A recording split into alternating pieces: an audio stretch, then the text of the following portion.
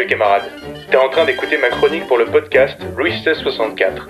Si t'aimes l'histoire, ma voix et mes blagues, je te conseille d'aller jeter un œil à mes visites guidées de Paris sur diabledetail.com. Tu peux me croire, t'as jamais visité la ville comme ça. Allez, à bientôt camarade, et fais tourner, ça fait toujours plaisir. Donc du coup, je cherchais des idées et j'ai ouvert quelques journaux, autant dire que l'inspi m'a vraiment sauté au visage. Donc effectivement, mesdames, messieurs, aujourd'hui, j'aimerais vous faire une très brève histoire du viol. Voilà, c'est parfait. Ce petit silence gêné, ça me paraît la manière la plus appropriée de poser l'ambiance de ce petit voyage dans le temps que je vous prépare. Alors juste, avant qu'on décolle, sachez que si certains autour de cette table se trouvaient pris de l'irrésistible envie de faire une vanne, j'ai pris la liberté de brancher une batterie de voiture directement sur vos chaises, comme nos chères auditrices et auditeurs peuvent l'entendre à l'instant. Ah, vas-y, ouais, j'ai rien fait encore là. Ouais, c'était pour montrer. Mieux vaut des glaouis un petit peu snackés qu'une maladresse irrattrapable. Maintenant, tout étant dit, le voyage peut commencer. Les amis, grimpez dans ma DeLorean. Eh les gars, bon viol. Ça la pêche ton truc. Tu l'avais cherché. Bon allez Rémi, cette fois, en voiture.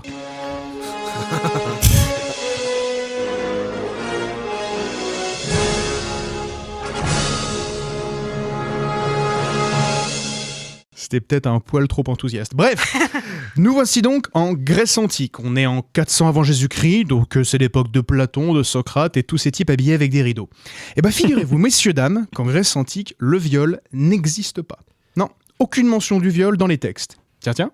Serait-ce bon signe ?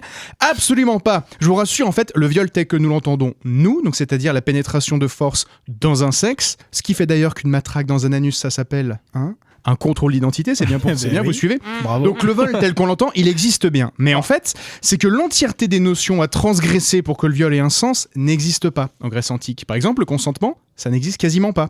Le mariage grec, ça n'implique absolument pas le consentement des mariés. Il implique des comportements qu'aujourd'hui, Dieu merci, à notre époque moderne, on considère comme du viol conjugal. Depuis 2006, d'accord ? La loi sur le viol conjugal, c'est le 4 avril 2006. Voilà, on voulait être sûr, on a pris le temps, on voulait être sûr que ça existe. Un autre exemple, la vulnérabilité, aujourd'hui, c'est un facteur aggravant. Un prof, un père, un supérieur qui viole, c'est pire. Pas en Grèce, c'est l'inverse. L'autorité rend l'acte plus licite encore. Un professeur grec qui sodomise son élève a toute légitimité. Et pour les petits qui ricanent au fond, juste relisez la version non censurée des bouquins de Platon, ça va vous passer le goût de la philo. Alors vous me direz, mais putain, comment les Grecs en parlent de cette réalité du viol ? Ils vont utiliser un autre mot qui est très commun en grec ancien, hubris, H-U-B-R-I-S. En fait, ça signifie l'excès, la démesure. Mais sans contexte, ça n'a rien de sexuel ni de violent. Par exemple, Achille, c'est le bris incarné. Donc un grec ne dirait pas « tu l'as violé », mais il dirait plutôt « tu as exagéré » ou bien « tu pousses le bouchon un petit peu loin » ou bien encore « on va quand même pas en faire une feta ». Les plaisanteries xénophobes, c'est un peu tout ce qui me reste pour instiller une ambiance festive à la chronique.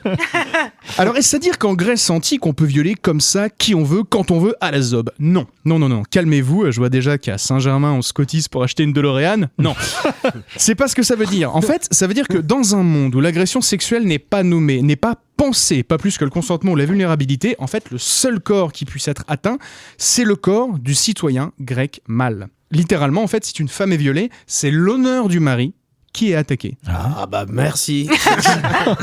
C'est génial, hein ? Bon allez, grimpez dans la DeLorean, mais pas besoin de mettre de ceinture, on avance juste de quelques siècles, on est en 200 après Jésus-Christ, c'est l'Empire romain, c'est Gladiator, on jette un petit coup d'œil par la fenêtre pour voir si ça va mieux. Alors, est-ce qu'on trouve un mot pour le viol ? Non. Est-ce bon signe ? Certainement pas. Les notions de contrainte et d'agression sexuelle à l'Empire romain sont toujours aux abonnés absents. Donc, on va pas s'attarder.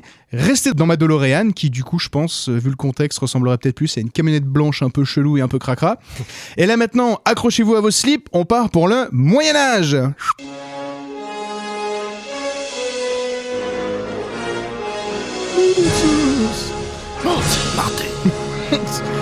Ah, le Moyen-Âge, l'an 1000, les cathédrales, les premiers pogroms. Bon, au moins au Moyen-Âge, le viol, c'est une notion qui existe. C'est déjà ça de prix.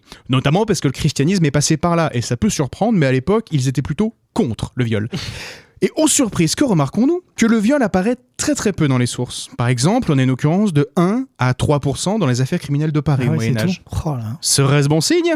Pas du tout.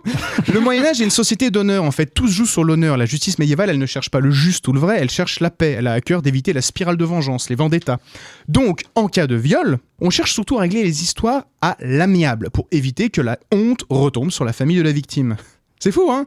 C'est dingue. Une société où la honte retombe sur la victime plutôt que sur le violeur. C'est complètement fou, hein. Faut vraiment être arriéré. Alors, chose intéressante à noter, la peine est la même quel que soit le violeur, quel que soit l'homme, seigneur, prêtre, bourgeois, mais elle change selon la femme violée. T'as violé une veuve? Ah, tu vas ramasser. T'as violé une vierge? Tu vas ramasser. T'as violé une nonne? Comme tu vas ramasser. T'as violé une femme célibataire à la réputation un peu chaude et des vêtements aguicheurs? Allez, 10 balles, parce qu'elle l'a pas volé, mais quand ils reprennent pas.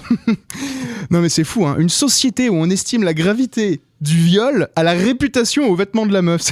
On est complètement dans un autre monde. Ça nous paraît à des lieux de sconnerie. C'est difficile à conceptualiser. Alors, moi, je vous proposerais bien de voyager encore un peu dans ma DeLorean, mais je crois qu'on est bientôt à sec. À sec, viol, non. Personne se lance. Ouais. Non, mais parce que je me suis vachement... Je fais des pauses pour qu'on s'insère dedans. Clairement, c'est des pièges qui. Oh là Et je me suis fait chier à installer cette batterie de bagnole, j'avais envie de m'en servir si tu veux.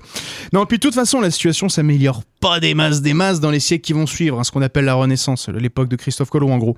Faut dire que la littérature de l'époque, ça aide pas des masses, hein, parce qu'en gros, tout le lexique du XVIe siècle qui désigne l'acte sexuel va taper du côté du guerrier, du belliqueux. Par exemple, la femme est une forteresse à prendre, tandis que le zizi de l'homme est une lance ou une épée. Bon, écoutez, Il y en a qui jouent encore à ça. Hein. Je pense que là, on voit bien qu'on baigne dans un virilisme complètement hors du temps. Je veux dire, en vrai.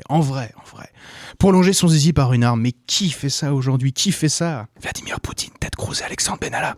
Allez, moi, personnellement, en tant que fan d'histoire et de vulgarisateur, pour revenir à ce que je disais, moi, je suis plutôt rétif à utiliser l'adverbe toujours, parce que ça va amener généralement à faire des gros raccourcis. Tu vois, genre la phrase « la femme a toujours été opprimée », ça cache une complexité historique et anthropologique qui est aussi vaste et profonde que toutes les questions qui restent en suspens. Par exemple, quid des relations entre hommes-femmes au néolithique? On n'en sait rien. Chez les Celtes, on n'en sait rien. Chez les aborigènes australiens, on ne sait pas. Ou chez les peuples des franges boréales de notre monde. En fait, on connaît si peu ce que la femme et l'homme ont pu bâtir côte à côte durant les quelques 300 000 ans qu'ils ont glandouillé la main dans la main sur cette terre, qu'il ne faudrait pas penser que le viol est absolument attaché à l'humanité. En revanche, le monde dont nous sommes issus, d'accord, c'est le monde de ces quelques 2-3 petits mille ans européens, ce monde-là, il a peuplé notre imaginaire de corps violés. Regardez, pensez juste à l'Ancien Testament et ces milliers de femmes déshonorées avec l'assentiment de ce caractériel sociopathe de Yahvé.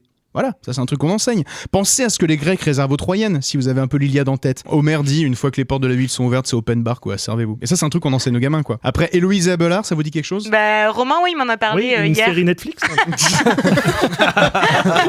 Non, mais Héloïse et Abelard, en gros, quand on est guide parisien, on les présente comme le couple trop mignon du Moyen-Âge, ils sont enterrés côte à côte au Père-Lachaise. Les fameux. Alors qu'en fait, c'est un prof qui maltraitait son élève, qui la tabassait, qui l'abusait sexuellement, bref. En gros, Ça pourrait faire carrément une série Netflix. ça pourrait complètement faire une série Netflix. D'ailleurs, en plus, parce que la chute, elle est ouf. Alors, je spoil complètement, mais le Abelard, il va terminer castré, en gros. L'oncle de la fille qu'il a tripoté. Et ça bim ouvre sur une saison 2 Ça, c'est le pire, palpitant. c'est le pire de l'histoire. Ils Autant le envoient viol, ça deux va. hommes de main chez lui, donc à côté de Notre-Dame. Donc les mecs le chopent, le castrent, puis le castrent, genre ciseaux rouillés trempés dans le vinaigre, quoi.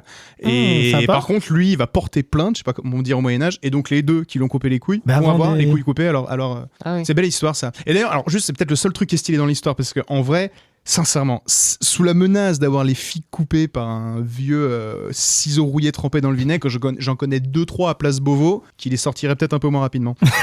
Bon, en tout cas, juste pour terminer, juste sachez que la violence sexuelle, ça sort pas de nulle part en fait. Et genre, cette histoire, là, l'histoire qu'on aime vraiment vous raconter à Louis XVI 64, elle nous permet de la comprendre et de nous en libérer. La question, c'est pas d'arrêter de raconter l'Iliade ou d'arrêter de raconter les aventures de ce nymphomane multirécidiviste qui est Zeus, mais c'est juste d'écrire nos propres légendes, nos propres épopées, où l'agression sexuelle tient la place qu'on voudrait qu'elle tienne, c'est-à-dire celle d'un crime terrible et destructeur. Et ça commence par faire en sorte que ceux qui sont censés écrire l'histoire, donc ceux qui nous gouvernent a priori, ne s'en rendent pas coupables. Donc il faut juste bien qu'on réalise que la balle est dans notre camp à ce sujet-là. Netflix, si tu nous entends.